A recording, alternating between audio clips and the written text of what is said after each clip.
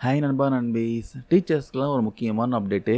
நீங்கள் education qualification வந்து வரிசையாக பெறலைன்னா கண்டிப்பாக உங்களை வந்து நியமிக்க மாட்டாங்க எந்த ஒரு கவர்மெண்ட் ஜாப்லையும். இது விஷயமா உயர்நீதிமன்றத்தில் ஒரு கேஸ் ஃபைல் ஆகி நீதிபதியும் உத்தரவும் போட்டிருக்காரு. தமிழ்நாடு அரசு அது இம்ப்ளிமெண்ட்டும் பண்ணியிருக்காங்க. அது என்ன இதை மாதிரி டீட்டெயிலாக அந்த பதிவாக பார்க்கலாம். கோவையில் ஒரு கவர்மெண்ட் ஸ்கூலில் பார்த்தீங்கன்னா டீச்சராக ஒருத்தரை வந்து அப்பாயிண்ட் பண்ணியிருக்காங்க. இதுக்கு வந்து ஒப்புதல் கேட்டு பள்ளி கல்வித்துறையோடைய இணை இயக்குனருக்கு ஒரு அப்ளிகேஷனை வந்து அனுப்பியிருக்காங்க. அந்த அப்ளிகேஷன் பார்த்தீங்கன்னா கேன்சல் பண்ணிட்டாங்க. எதுக்காக கேட்டிங்கன்னா, அந்த நம்பர் வந்து என்ன பண்ணியிருக்காருன்னா 10th முடிச்சிருக்காரு. 10th முடிச்ச அப்புறமா டிஸ்டன்ஸ் எஜுகேஷன் மூலமாக ஒரு பட்டப்படிப்பை முடிச்சிருக்காரு.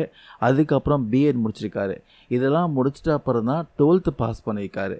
அதனால் அவருடைய பணி நியமனத்துக்கு ஒப்புதல் வழங்க முடியாதுன்னு உத்தரவு போட்டிருக்காங்க.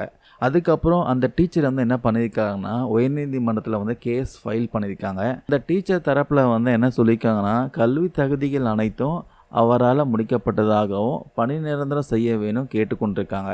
எல்லா எஜுகேஷன் குவாலிஃபிகேஷனும் ஃபுல்லாக முடிச்சாச்சு, என்னை வந்து பணி நிரந்தரம் செய்யுங்க அப்படின்னு வந்து ரெக்வஸ்ட் பண்ணியிருக்காங்க. அதுக்கப்புறம் நீதிமன்றம் தரப்பில் வந்து என்ன சொல்லியிருக்காங்கன்னா, எஜுகேஷன் குவாலிஃபிகேஷன் எல்லாமே முறைப்படி ஒழுங்கான வரிசையில் பெற வேண்டும், அதை வந்து கரெக்டாக ஃபாலோ பண்ணலன்னா அவர் நியமனம் செல்லாது அப்படின்னு சொல்லிட்டாங்க.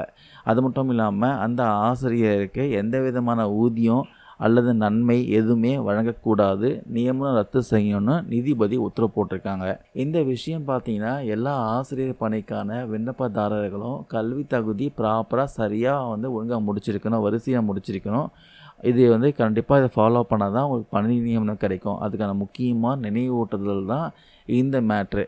ஸோ இது விஷயமா உங்களுடைய கருத்துக்கள் டவுட் எதனா இருந்தால் கமெண்ட்ஸ் பண்ணுங்கள். தேங்க்யூ நண்பா நண்பீஸ்.